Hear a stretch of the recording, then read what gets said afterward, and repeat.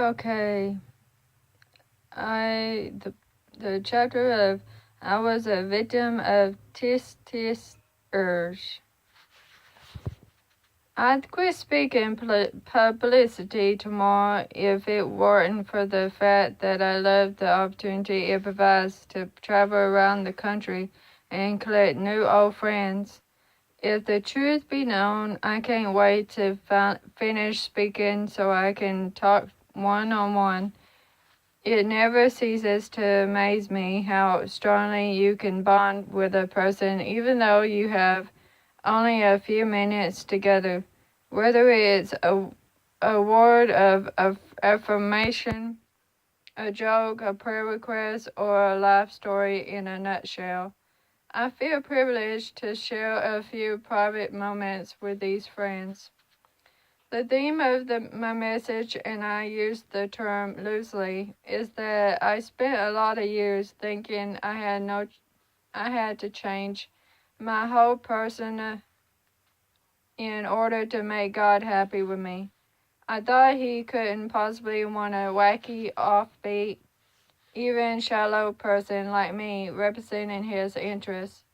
But surprise, surprise, He does. And surprise, surprise again, half the people I meet are every bit as wacky and offbeat and shallow as I am. After hearing you speak, they say, followed by a huge pause that hangs in the air like cigar smoke at a poker's game. Now there's a perfect example of not knowing that I might say next. I've never in my life played poker, at least not while smoking a cigar.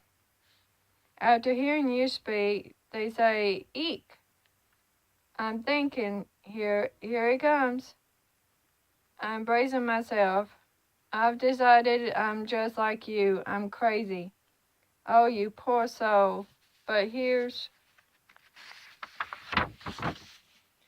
the climber. Here's that makes it all worthwhile. It never dawned on me before that it's okay to be crazy.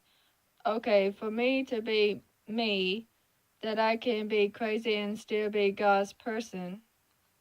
Well, it took me years to learn that.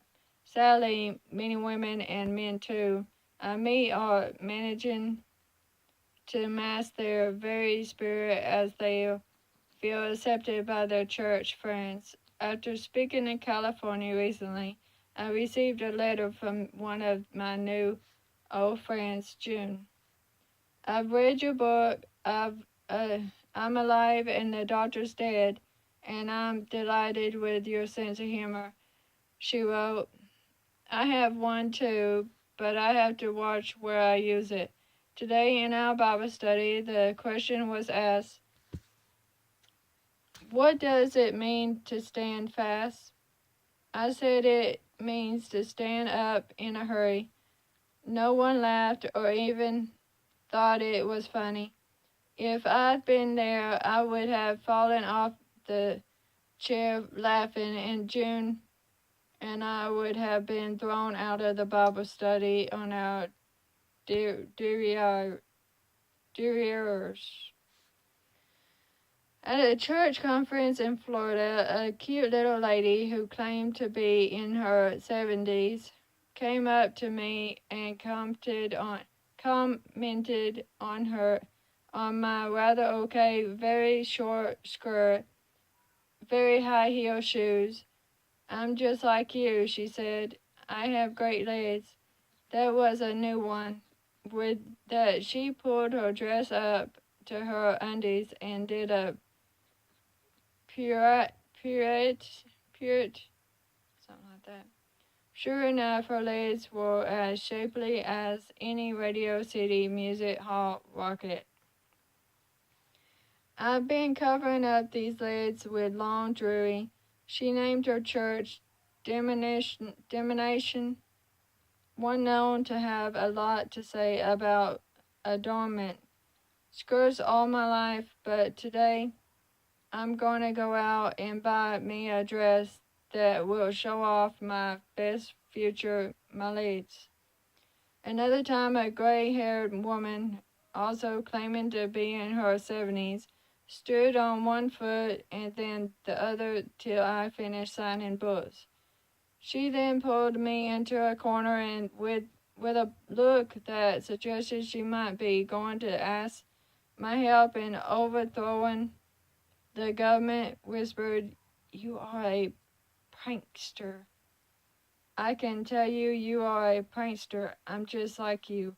I'm a prankster too." She winked a conspiratorial wink. "I want to tell you what I pulled on my husband," she said. "You'll love it, and you can do it too to your husband when you get home." By this time, she's giggling and blushing, and I'm wondering what in the world she's going to say. I came in from shopping the other day, and my husband said, "What did you buy?" I said, "I bought a two-piece red outfit. You are going to love it," he said. Well, try it on. I want to see it." She gave a wicked little snicker.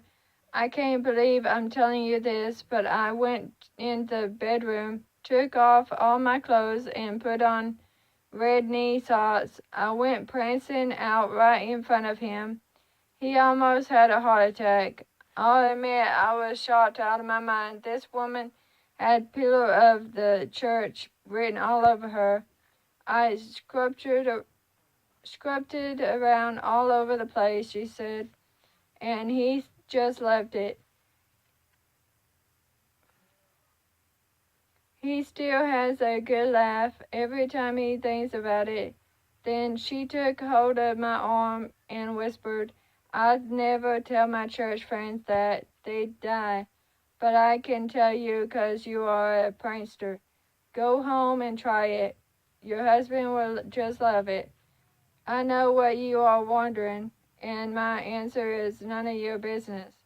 It makes me sad to think there are women in their 70s who have spent a lifetime of energy holding back instead of letting go. And it's probably because years ago someone pronounced a disapproving tisk tisk and it became a curse on their lives. Maybe it wasn't an audible click of the tongue. Perhaps it was a wag of the finger or a disparaging look to put them in their place, and they've been stuck in that place for 50 years. It makes me so sad to think about this that I'm crying as I write. I was there. I was a victim of tiskers. Don't wait until you are 70. Don't wait until you are 70 to give yourself permission to be who God made you. Go on, get out there, let down your hair while you still have some. Relax and let yourself be the wacky, wild, wonderful woman you really are.